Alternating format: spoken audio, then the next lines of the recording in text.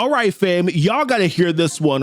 Robert Downey Jr. and the Russo brothers are going to be getting a massive payout here for the next two Avengers movie. It is listed that Marvel is going to be paying out $80 million for Anthony and Joe Russo to direct Avengers Doomsday and Avengers Secret Wars. That's not even the crazy part. They're saying it's going to be significantly more for Robert Downey to tackle the uber villain Doctor Doom in the next two movies as well. Now, 80 million is a lot of money. First and foremost, I wasn't even aware that directors made that much money on movies. I'll probably be living under a rock. To be fair, I really mostly only pay attention to like what the actors actually make, whenever that pops up.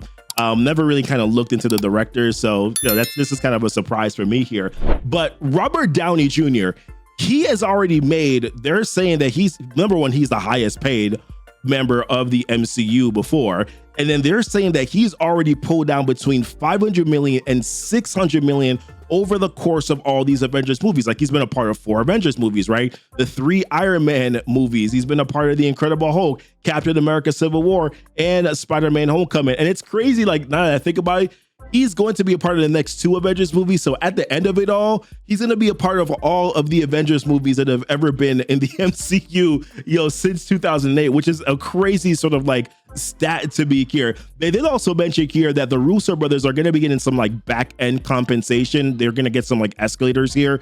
So if the movie hits like 750 million and then 1 billion in the box office, that most likely they're going to be getting some accelerators there as well. But based on what Avengers Infinity War did in terms of like the worldwide box office, like Avengers Infinity War did $202 million, in the box office here. And then Avengers Endgame, they did $2.7 million in the box office. I'm sure that the MCU is having an expectation that they're most likely going to be able to hit those numbers. And that's the reason why they probably brought back Robert Downey Jr., right, to play Doctor Doom. It's because they knew that they want the fans to be invested again into the story of the MCU, and they felt like the only way to be able to do that is to bring back someone that fans really loved. Although some fans are not happy, I'm not necessarily the most thrilled about it, just because Robert Downey Jr. is synonymous with Iron Man for me. That's really the only thing, and I just kind of want to remember him as that. But I'm not going to tell you that these movies are not going to be good. The Russo brothers are back, which, by the way, was a stipulation for Robert Downey Jr. He was like, I'm not coming back to these movies unless you bring back the Russo brothers. And that's the reason why, the MCU is here. And this is why we're moving forward in this sort of particular direction. I actually think that, I guess the one question that I have, like this thought is, like, how high are these budgets for these movies going to be, right? Because Avengers Infinity War, the budget for this movie was $300 million from a production budget perspective.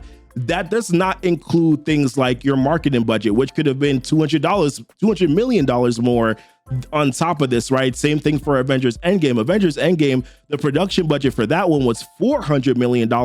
So the marketing budget probably could have been, once again, under the $200 million, $250 million on top of this, because they had a large amount of there were some really good actors in these movies, right? On top of it being really good actors in these movies, you also had a lot of the really good actors in these movies too. So that sort of kind of, increases the budget there. So I'm curious as to what exactly this budget is going to be. And they haven't really done very well with some of their recent movies in terms of their budgets, right? Like since, 2019 gear, some of their movies have had some high budgets and have not had some great returns, right? Like, for instance, Thor: Love and Thunder, that was okay.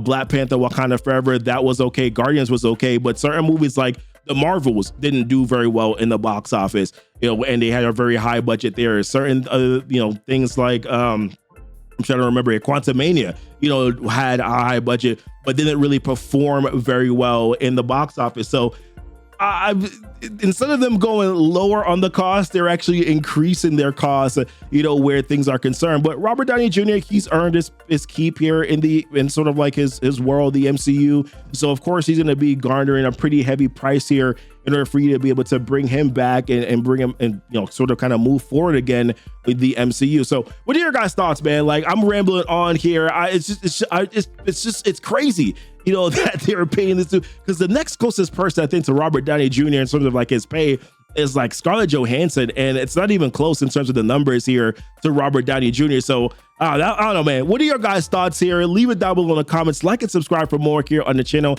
Hit the notification bell so that you know when the next videos go live. And as always, thank you so much for kicking it with Keepin the Comic. Bye.